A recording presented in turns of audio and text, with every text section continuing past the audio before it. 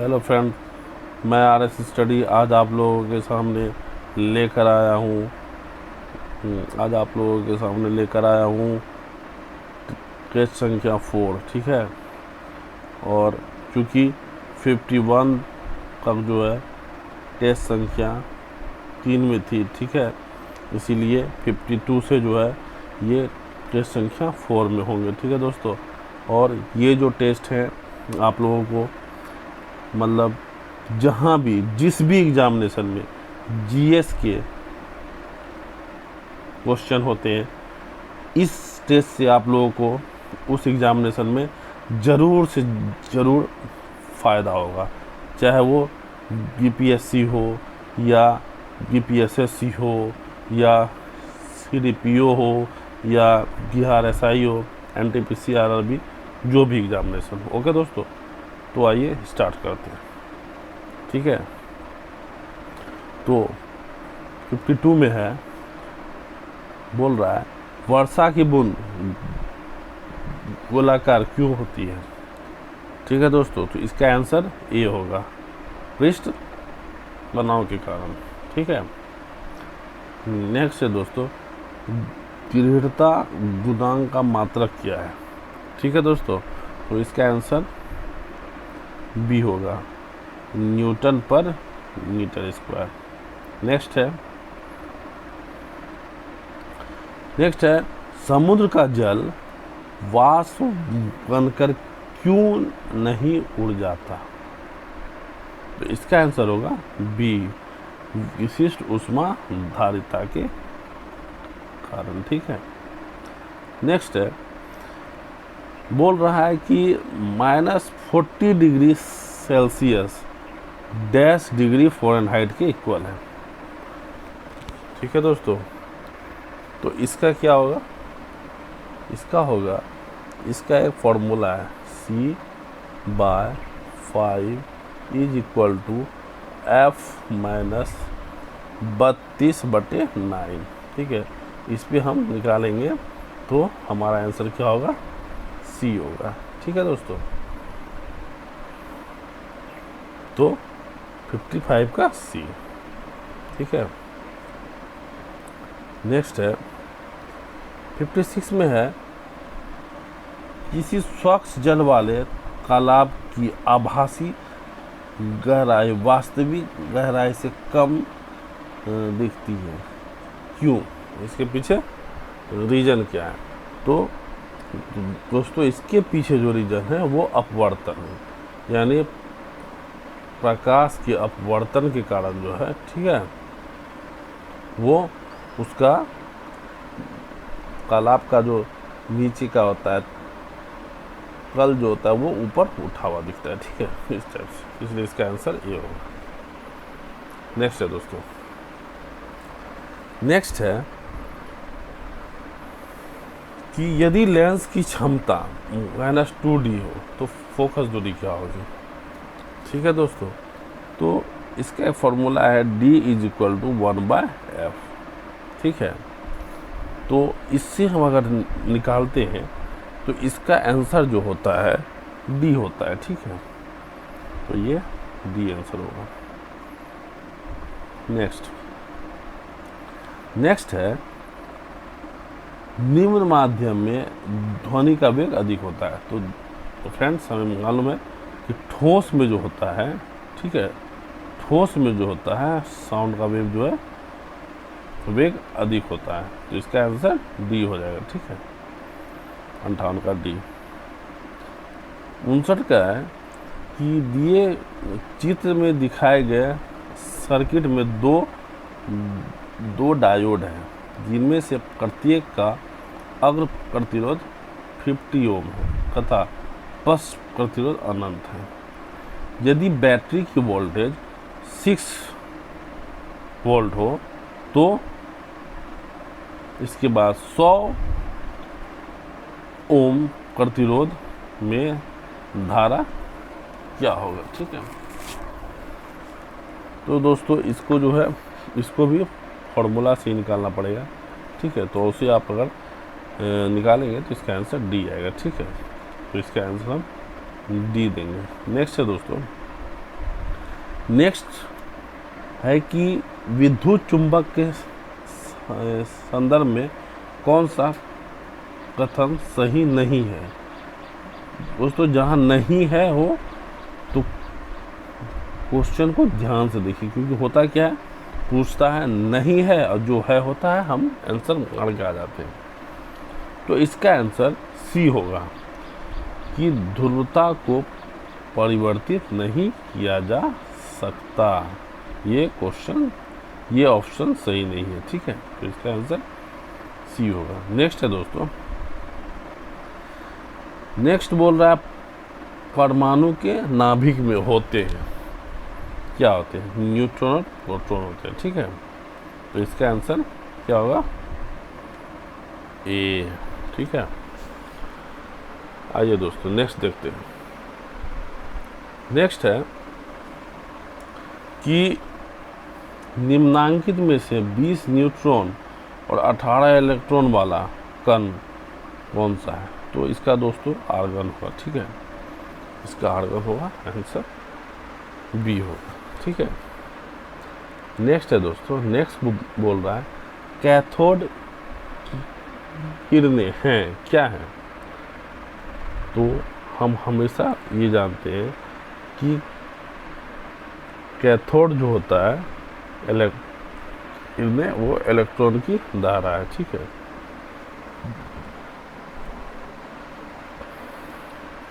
तो इसका आंसर ये होगा, ठीक है।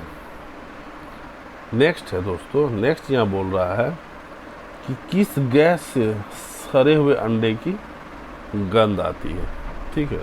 तो इसका ये होगा H2S, ठीक है। H2S यानी क्या होगा, हाइड्रोजन सल्फाइड, ठीक है। तो ए नंबर होगा। नेक्स्ट है दोस्तों, गोबर गैस संयंत्र का आविष्कार किसने किया। तो इसका आंसर क्या होगा, ए, सीबी देसाई ने, ठीक है। सीबी देसाई ने गोबर गैस संयंत्र का आविष्कार किया। नेक्स्ट है दोस्तों 66 नंबर पे कह रहा है कि प्राकृतिक गैस के बारे में निम्नलिखित में से कौन सा कथन असत्य है, ठीक है। तो सीधा सीधी इसका जान लीजिए, डी असत्य। यह CO और H2 का मिश्रण है, ये रॉन्ग है, ठीक है। नेक्स्ट है दोस्तों 68 का पूछ रहा है कि प्रश्न में दी गई संरचना किसे ठीक ढंग से व्यक्त करती है, ठीक है। तो इसका आंसर क्या होगा, ए, बेंजीन। ये क्या है, ये बेंजीन को व्यक्त करती है, ठीक है। तो इसका आंसर क्या होगा, सी होगा, ठीक है दोस्तों। इसका आंसर सी होगा। और बेंजीन का क्या होता है सूत्र, बेंजीन का सूत्र होता है C6H5OH, ठीक है। आइए दोस्तों नेक्स्ट है 69 नंबर। 69 नंबर में पूछ रहा है कि जल की कठोरता किसकी उपस्थिति से होती है, ठीक है। इसका आंसर दीजिए, ए। इसका आंसर ए होगा, मैग्नीशियम बाई कार्बोनेट, ठीक है। 69 का ए। 70 नंबर में कह रहा है कि नीला थोथा क्या है। सिंपल सी बात, इसे कॉपर सल्फेट कहते हैं, CuSO4 5H2O, ठीक है। इसे ही कहते हैं नीला होता है कॉपर सल्फेट। नेक्स्ट है दोस्तों, नमक का आयोडीनीकरण लोक स्वास्थ्य का मापदंड है जो रोकता है इससे घेंगा से, ठीक है। 71 का सी, 71 का क्या होगा? सी। और फ्रेंड 71 के बाद 74 है, क्योंकि उस बीच में हिंदी के और मैथ के थे क्वेश्चन, इसलिए हमने उसे हटा दिया। तो 74 में कह रहा है ग्रसिका एक नली है जो डैश भी कहलाती है। ठीक है, तो उसका आंसर क्या होगा? ए, आहार नली। ठीक है, 74 का ए। नेक्स्ट पूछ रहा है कि डीएनए को पृथक करने वाला प्रथम व्यक्ति कौन था? डीएनए को, ठीक है, तो कौन था इसका? कुछ याद है आप लोगों को? डीएनए को पृथक करने वाला प्रथम व्यक्ति कौन था? डी, जेम्स वाटसन और फ्रांसिस क्रिक। ठीक है,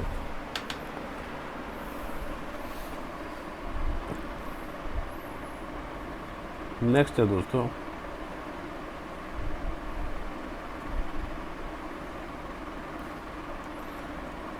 पौधा का वह भाग जो पानी एवं विलियों को जड़ों से पौधों के अनेक भागों में ले जाता है, उसे क्या बोलते हैं?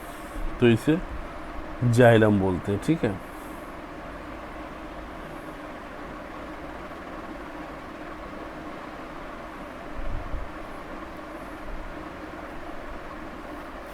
नेक्स्ट है 78 हमने छोड़ दिया है। ठीक है, क्योंकि 78 में इंग्लिश थी, तो 79 में है HIV की जांच के लिए। ठीक है, HIV की जांच के लिए किया जाने वाला टेस्ट क्या कहलाता है?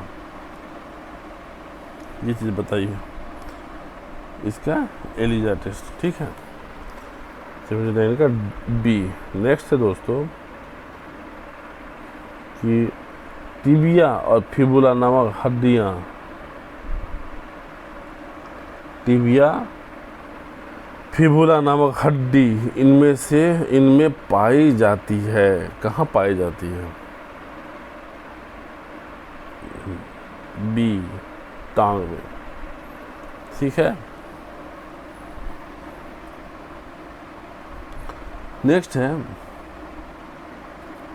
81, उसमें थी इसलिए हमने छोड़ दिया। 82 छोड़ दिया। 83 नहीं, 82 में है। 82 में कह रहा है निम्नलिखित में से किस विटामिन की कमी के कारण मसूड़ों से रक्त आता है और दांत हिलने लगता है?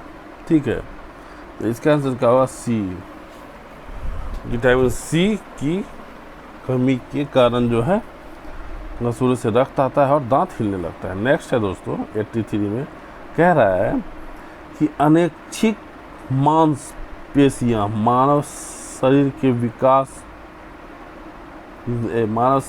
किस भाग में विद्यमान होती है? अनैच्छिक मांसपेशियां मानव शरीर के किस भाग में विद्यमान होती है? ठीक है, तो इसका आंसर क्या होगा? सी, हृदय में। मानव शरीर के किस भाग में विद्यमान होती है? अनैच्छिक मांसपेशियां। नेक्स्ट है दोस्तों 85 का पूछ रहा है कि शरीर के थर्मोस्टेट यानी ताप स्थिरांक का काम करने वाला स्थिरांक जो मानव, यहाँ बोल रहा है शरीर के थर्मोस्टेट यानी ताप स्थिरांक का काम करने वाला ग्रंथि कौन सा है? ठीक है, तो 85 का डी हो जाएगा, हाइपोथैलेमस। ठीक है दोस्तों, नेक्स्ट है दोस्तों 86 का। 86 में कह रहा है कि कौन सा विटामिन रक्त को जमाने में मदद करता है? तो इसका सी आंसर होगा, विटामिन के। ठीक है, नेक्स्ट देखते हैं दोस्तों। नेक्स्ट बोल रहा है कि सूची 1 को सूची 2 से मिलाए। ठीक है,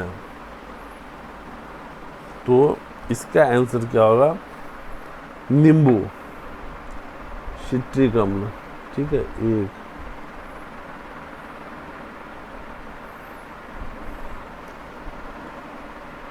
समुद्री शैवाल, समुद्री शैवाल क्या है? एल्जिनिक अम्ल, ये 1 नंबर। ठीक। अंगूर, अंगूर टार्टारिक अम्ल। उसके बाद सिरका, सिरका, सिरका क्या है? एसिटिक अम्ल। ठीक है, तो इसका आंसर क्या होगा? बी हो जाएगा। ठीक है, नेक्स्ट देखते हैं।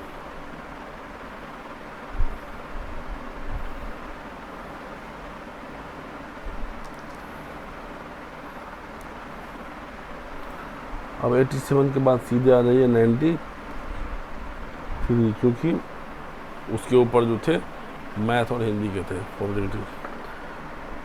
93 कह रहा है कि वायु प्रदूषण का सबसे मुख्य कारक कौन है?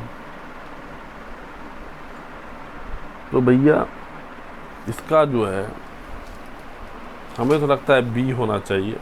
ठीक है, 95 का।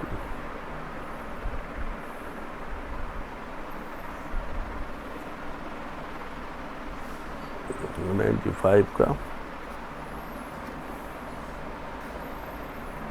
हो गया।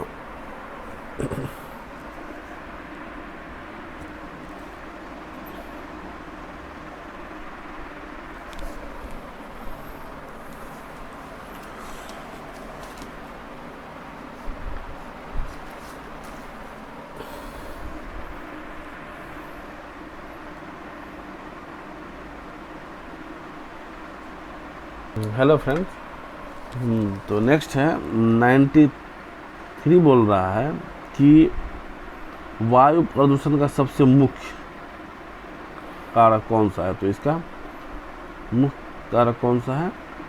B, carbon monoxide. ठीक है, अब 94 में कह रहा है कि बिहार की राजधानी पटना का वायु गुणवत्ता सूचकांक 20 जनवरी 2020 को 250 के पार हो गया था। ठीक है, तो वायु गुणवत्ता सूचकांक का यह पठन किस श्रेणी में आता है? ठीक है, तो इसका क्या होगा आंसर? इसका आंसर होगा डी, खराब। ठीक है, क्योंकि एयर क्वालिटी इंडेक्स 0 से 50 ये गुड होता है। ठीक है, उसके बाद कहा जाता है 50 से 100। ठीक, ये क्या होता है? संतोषप्रद होता है। ठीक है, इसको सेटिस्फैक्ट्री हम बोल सकते हैं। फिर उसके बाद आपको जाके 101 से 200 हो जाता है, जिसको हम क्या बोलते हैं कि मॉडरेट, मतलब हल्का पॉल्यूशन है इसमें। ठीक है, हल्का। और फिर उसके बाद जो है हो जाता है 201 से 300। ठीक है, तब ये पुअर हो जाता है। ठीक है, तो ये इसी के अंतर्गत आता है, यानी खराब प्रदर्शन।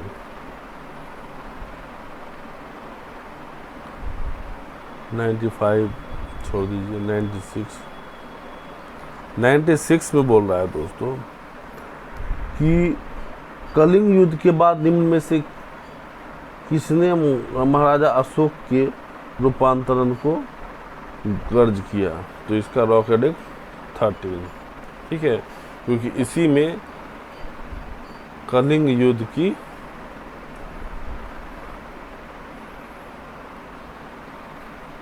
चर्चा की गई है। ठीक है, इसीलिए इसका आंसर क्या होगा? डी। अब देखते दोस्त 97 फाहियान किसके शासनकाल के दौरान भारत आया था? ठीक है, तो इसका क्या होगा? ये सिंपल है, चंद्रगुप्त द्वितीय का काल। नेक्स्ट है दोस्तों कि किस वेद ग्रंथ में बिहार के विदेह राज्य में आर्यों का आगमन और निवास का साक्ष्य विवरण मिलता है। तो इसका सीधा आंसर होगा ए। ठीक है, 98 का ए।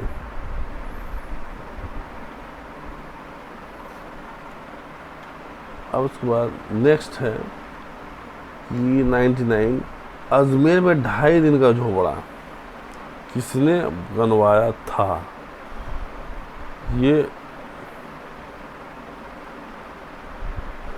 ए होगा। ठीक है, अजमेर में 2.5 दिन का झोपड़ा किसने बनाया था? तो कुतुबुद्दीन ऐबक।